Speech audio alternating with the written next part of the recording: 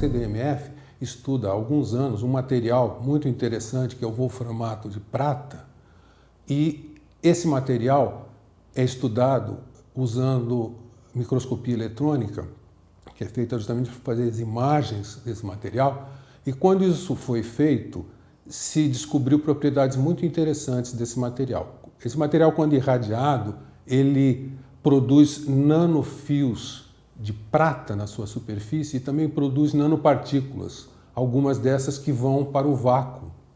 Então, quando alguns desses experimentos foram feitos, os experimentais notaram que essas partículas que eram ejetadas do material, elas sofriam processos muito interessantes. Algumas delas, que não estavam muito longe, se encontravam formando um processo de coalescência.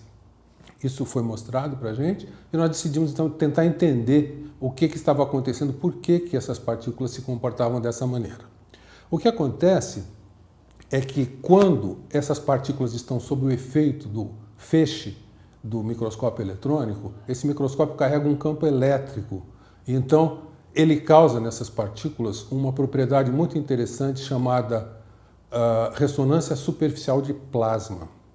O que acontece é que o campo faz com que essa nanopartícula, que é uma estrutura neutra, eletricamente neutra, as cargas oscilem.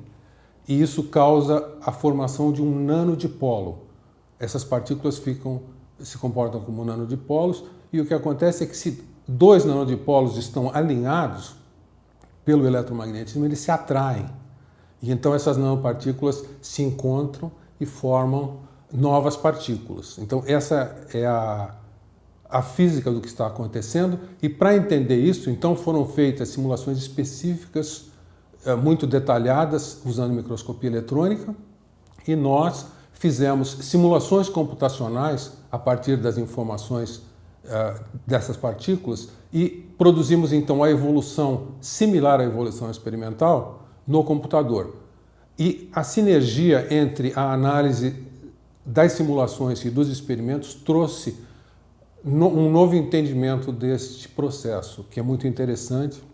Inclusive, nós descobrimos que esse material que começa com uma interface, quando as duas partículas se encontram uma interface desordenada, isso ao longo do processo sofre uma transição e ordena. Então nós vimos um novo processo que nós chamamos de ordenamento em dois estágios, two-stage ordering, que foi então assunto que foi tratado nesse trabalho.